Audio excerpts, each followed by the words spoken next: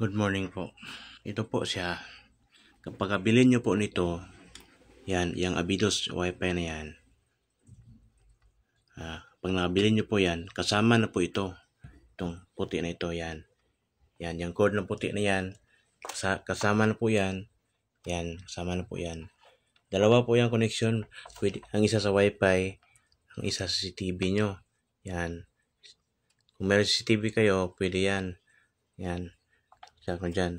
Dyan po isaksak yung sa para sa Wi-Fi po ninyo. And then, ito namang isang ito. Ito, yan. Yan po ang pang support sa Wi-Fi. Bakit po?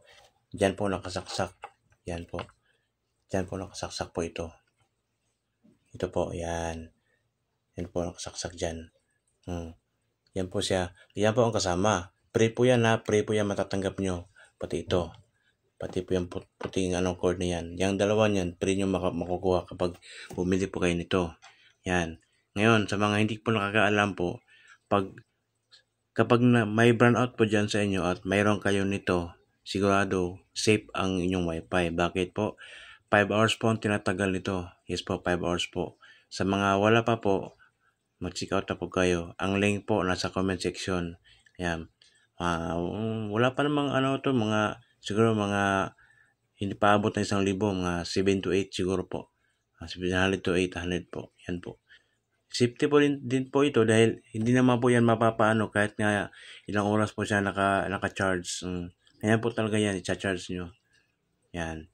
Hindi naman po yan nakakabahala. 24 hours nga yan naka-charge po dyan eh. Kahit pa ilang araw pa yung problema. Matagal na po ito sa akin. Yung connection na yan. Itong Wi-Fi man ito, Wi-Fi. Diba? Normal lang kasi yung mga ganyan kapag emergency. Kailangan mo talaga lang ganito. Ito po yung Abidos UPS 10,400 milliamps. Kung wala ka pa nito, andyan po sa comment section. I-click nyo na po ang link na yan para ma-direct ka po sa aking TikTok account. Yan. Para meron kang katulad nito. Yan. Safety po din yan. Then, pagka brownout po dyan sa inyo, meron ka pang 5 oras, di ba? Para kung sakaling dalawahin mo, another 5 hours ka, kung sakali.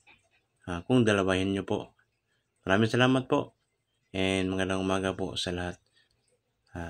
Kapag mag-check out po kayo, i-click nyo pong link. Nandyan mismo sa comment section sa baba. Maraming salamat po. Thank you po and God bless po sa lahat. Bye.